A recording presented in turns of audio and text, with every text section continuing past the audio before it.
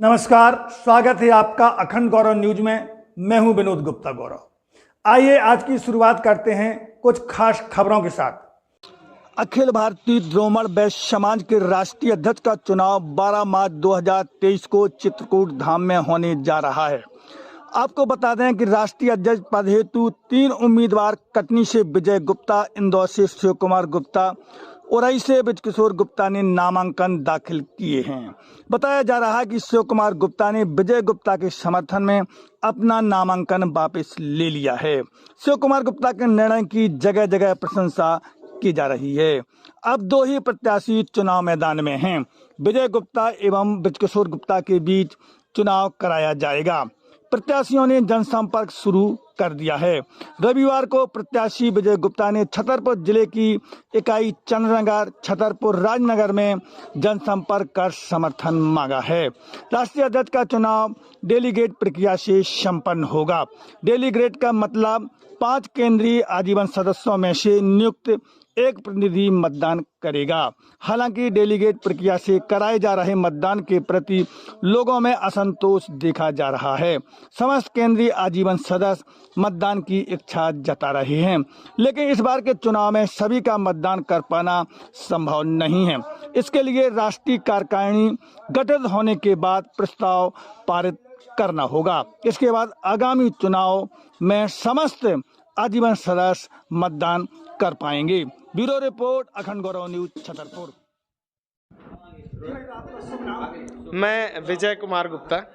आज किस प्रकार की यहाँ बैठक हुई? आज चूंकि हमारे द्रोमण वैश्य समाज का 12 मार्च को चित्रकूट में राष्ट्रीय अध्यक्ष का चुनाव है, मैंने भी अपना नामांकन भरा है। इसलिए इस संदर्भ में मैं आज छतरपुर अंचल के लोगों से मिलने के लिए यहाँ पर आया था और उनसे आशीर्वाद लेने आया था कि वो मेरा सपोर्ट करें। क्या किस प्रकार की चर्चा हुई आज? चर्चा अच्छी रही। उसमें बहुत सारे लोगों ने नए नए सुझाव दिए।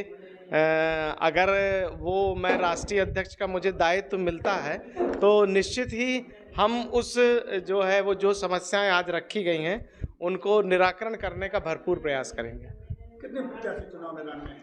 अभी चुनाव में वर्तमान में तो वैसे 3 प्रत्याशी हैं, लेकिन ऐसा जैसा कि हमारे इंदौर से भी पधारे हुए जो हैं दिनेश जी, उनके अनुसार ऐसा लग रहा है कि शायद प्रत्याशी 2 ही मैदान में रहेंगे। जो इंदौर से शिव कुमार जी हैं, समर्थन की बात कह रहे हैं आपकी। जी जी, क्या कहेंगे शिव कुमार जी के लिए? शिव कुमार जी के लिए कहेंगे कि उनने समाज हित में जो है वो बहुत ही अच्छा निर्णय लिया है। देखिए, प्रयास वो भी कर रहे थे कि हम भी समाज सेवा करें, हम भी कर रहे थे समाज सेवा करें, और हमारे उरई के भाई जो हैं वो भी ये कर रहे हैं कि हम समाज की सेवा करें। लेकिन उनने ये निर्णय लिया कि थोड़ा बहुत हम कुछ कम समय दे पाएंगे, इसलिए इस बार जो है वो हम आपके लिए समर्थन देते हैं कि आप समाज की सेवा की ओर अग्रसर हो। यदि आपको समाज का अध्यक्ष चुन लिया जाता है तो किस प्रकार से द्रोमण वैश्य समाज का उत्थान करेंगे? जैसा कि एजेंडा में लिखा हुआ है, सबसे पहला तो मेरा ये सोचना है कि एक बार इकाई जाकर जो है वो हमको क्या है कि चिन्हित करना है कि कहाँ कहाँ पर इकाइयों का गठन नहीं हुआ है। दूसरा चीज़, अभी मतलब बातचीत के दौरान और हमारे जो और भी जगह पर लोग हैं उनका कहना है कि बहुत सारी जगह पर, जैसे मान लीजिए आज उत्तर प्रदेश की अपन बात करें तो उत्तर प्रदेश में लखनऊ से लगा इलाका जैसे पीलीभीत हो गया, बरेली हो गया, वहाँ पर भी मान लीजिए 50 परिवार हैं। हमारे छतरपुर से लगे कुछ ऐसे इलाके होंगे जहाँ 30-30, 40-40 परिवार हैं, लेकिन हम लोग उनको कभी जो है वो चिन्हित नहीं कर पाए और मुख्य धारा से अपनी समाज में जोड़ नहीं पाए। तो कैसे हम उनको फिर से एक बार अपने समाज की मुख्य धारा में जोड़ सकते हैं? जैसे आज बरेली का आदमी बोल रहा है कि हमारे यहाँ का तो एक भी वोटर नहीं है, हमारे यहाँ 50 परिवार हैं। पीलीभीत में मेरा कहना बहुत आदमी बोल रहे हैं कि परिवार। तो ये सब क्या होता है कि जब अपन घूमने निकलते तो अपन को आइडिया लगता है। और छोटी छोटी इकाइयाँ, चंद्रनगर हम पहुँचे, अभी चंद्रनगर से ही लौट के आ रहे हैं, वहाँ 50 परिवार के लोग हैं, उन्होंने अपनी समस्याएं बताई कि ये हम लोगों को मतलब अभी वो समस्याएं नहीं, दैनिक समस्या, किस प्रकार की समस्या सामाजिक रूप से आ रही है। तो निश्चित ही अपन को उनका जुड़ाव करना पड़ेगा। आजीवन जो सदस्य हैं उनकी संख्या को बढ़ाना पड़ेगा। दिनेश जी ने जो सुझाव दिया कि 750 रुपये मतलब यदि अपन उनकी राशि कर दें और महिलाओं को भी जोड़ें, क्योंकि हमारी अभी कार्यकारिणी में 2 महिलाएं बस जो हैं वो जुड़ी हुई हैं, तो निश्चित उनका, जैसा कि देश स्तर पे हो रहा है, हमारे माननीय मोदी जी कर रहे हैं, शिवराज सिंह सरकार कर रही है, 50% का आरक्षण कर रही है, तो 50% ना करें तो कम से कम अभी पहले प्रायोगिक तौर पे 25% लोग तो जोड़ें, ऐसी हमारी प्रायोगिकता है। जी, आज आप चुनाव मैदान में आए, इसके पूर्व आपने किस प्रकार की समाज की सेवा की और किन किन दायित्वों को संभाला, क्या अनुभव है? देखिए, सामाजिक उसमें तो हम लोगों ने, वैसे मेरा जन्म जो है वो जबलपुर में हुआ। मेरे पिताजी श्री गोपाल दास जी, उन्होंने राष्ट्रीय स्तर पे भी काफ़ी काम किया। जबलपुर में भी जो है वो बहुत बड़े बड़े कार्यक्रम आयोजित कराए गए। पहले जबलपुर एक मुख्य अंचल हुआ करता था जिसमें दमोह, करेली, गोटेगांव और हमारे कटनी की इकाइयां जो हैं वो वहां जाके कार्यक्रम को आयोजित करती थी। बहुत कार्यक्रमों में बचपन से ऐसे कार्यक्रमों को देखते आ रहा हूँ। कटनी में मेरा कहना है, समाज का दायित्व तो हमको सचिव के रूप में एक बार मिला इकाई में, तो हमने सभी इकाइयों का गठन कराया। जितनी भी कटनी में 9 इकाई थी उनका गठन कराया। एक बार मेरे को युवा राष्ट्रीय अध्यक्ष का दायित्व मिला, तो हमने 3 कार्यक्रम युवक युवती परिचय सम्मेलन के कालपी, उरई और कटनी में कराए। और इसके अलावा जब सामाजिक अपन दायित्व में नहीं रहे तो कई राजनीतिक गतियों में मैं भारतीय जनता पार्टी से जुड़ा रहा। बड़वारा विधानसभा का विधानसभा प्रभारी रहा, वहाँ का 2 बार अध्यक्ष रहा, कटनी ग्रामीण का अध्यक्ष रहा, आजीवन सहयोग निधि प्रभारी रहा। और मैं भारतीय जनता पार्टी में भी मैं पिछले 15 साल से जो कई दायित्वों का निर्वहन कर चुका हूँ। तो इस प्रकार से लगातार जो भी हम लोगों ने काम किए वो बड़ी ईमानदारी से किए हैं और बड़ी मेहनत से किए हैं। इसलिए अभी ये चाहता हूँ कि अगर चुनाव भी जीतते हैं तो अपन जगह जगह जितनी भी इकाइयाँ हैं वहाँ पर दौरा करें और वहाँ पर जिस अंचल में पहुँचें उनके लोगों को भी इकट्ठा करके उनकी समस्याएं सुने और किसी तरीके से मुख्य धारा में लाने की कोशिश करें। लेकिन एक आदमी कुछ नहीं कर सकता, इसलिए हमको सभी का सहयोग उस समय भी चाहिए होगा, तभी हम इस चीज़ को आगे बढ़ा सकते हैं।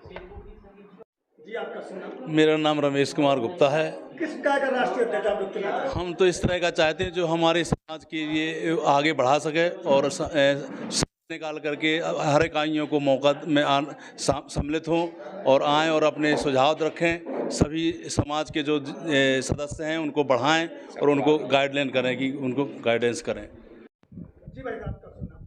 दिनेश गुप्ता, इंदौर अंचल। समाज का राष्ट्रीय अध्यक्ष किस प्रकार का होना चाहिए?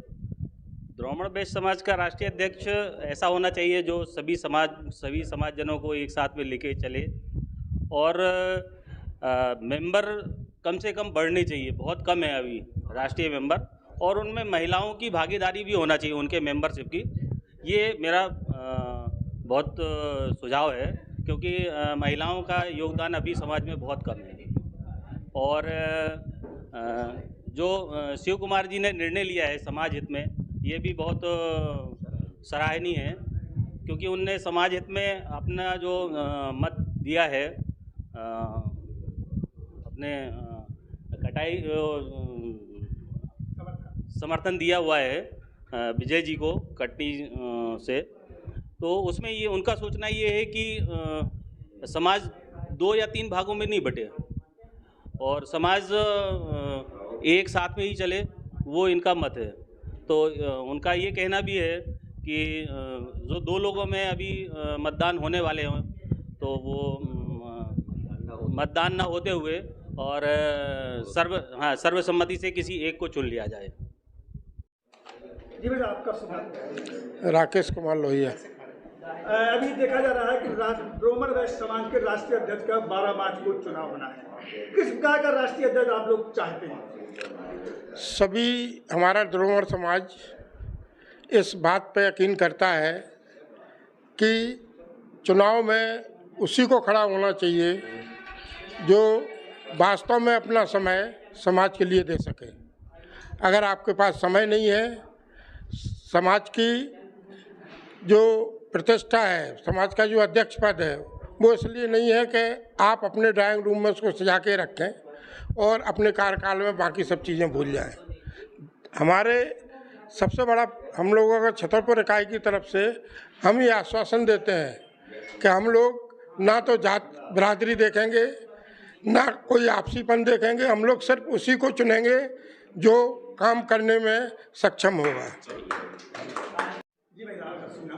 देवेंद्र कुमार नायक कटनी से। किसका अगर राष्ट्रीय अध्यक्ष समाज के लिए आप लोग चुनना चाहते हैं? राष्ट्रीय अध्यक्ष ऐसा होना चाहिए जो समाज के सभी वर्गों को जोड़ते हुए, जो पिछड़ा वर्ग है, जो पिछड़े तबके का है, उन लोगों को भी लेके और समाज के साथ चले। इकाई जगह जगह इकाइयों का दौरा करे और समाज हित में काम करे। चैनल को सब्सक्राइब करें, वीडियो को लाइक कमेंट ज़्यादा से ज़्यादा शेयर करें। खास खबरों के लिए देखते रहें अखंड गौरव न्यूज, साहस सच कहने